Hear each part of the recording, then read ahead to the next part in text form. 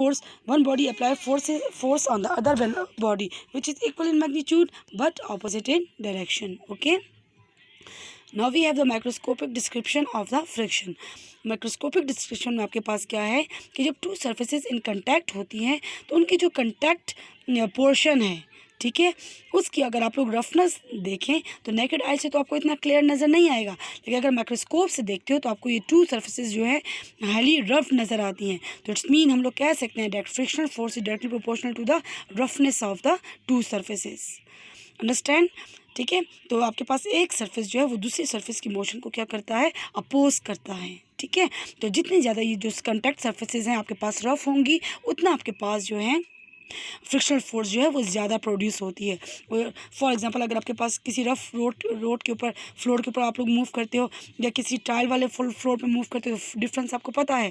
जो टाइल वाला फ्लोर होता है वो स्मूथ होता है क्योंकि वहाँ पे अपने पास फ्रिक्शनल फोर्स क्या होती है, कम होती है. Understand? Then we have the types of frictional force. कि हमारे पास कितने टाइप्स ऑफ फ्रिक्शनल फोर्स हैं? We have two types of frictional force. Number one is static friction and the other one is kinetic friction.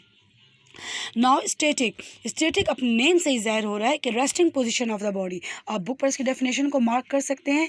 The frictional force that tend to prevent a stationary object from starting to move is called the static friction. अगर आपके पास एक body जो है वो resting position में पड़ी हुई है, आप उसके ऊपर फोर्स अप्लाई कर रहे हो और उसको मूव करवाना चाहते हो, ठीक है, तो एक लिमिट तक आपके पास ऑब्जेक्ट जो है वो मूव नहीं करेगा क्योंकि आपके पास जो कंटैक्ट फ्रिक्शनल फोर्स है between the object and the surface वो ज़्यादा है. तो एज रिजल्ट आपके पास उस वक्त जो फ्रिक्शनल फोर्स होगी जो ऑब्जेक्ट के और कंटैक्ट सरफेस के दरमियान है वो स्टैटिक फ्रिक्शनल फोर्स होगी क्योंकि अभी आपके पास ऑब्जेक्ट क्या है, रेस्ट पे है. अब हम लोग क्या करते हैं कि इसी फोर्स को अप्लाइड फोर्स की क्वांटिटी को ज़्यादा करना स्टार्ट कर देते हैं. एक लिमिट आएगा कि आपके पास ऑब्जेक्ट मूव करना स्टार्ट कर देगा तो उस वक्त आपके पास फ्रिक्शनल फोर्स जो है वो ज़्यादा हो जाती है, ठीक है, और एज अ रिज़ल्ट बॉडी जो है मूव करना स्टार्ट कर देती है. तो अगर आपके पास बॉडी मोशन स्टार्ट कर देती है तो उस केस में आपके पास जो फ्रिक्शनल फोर्स है उसको हम लोग क्या बोलेंगे, kinetic frictional force. Static frictional force को आप लोग रिप्रेजेंट किससे करते हो, स्मॉल एफ से एंड एस से.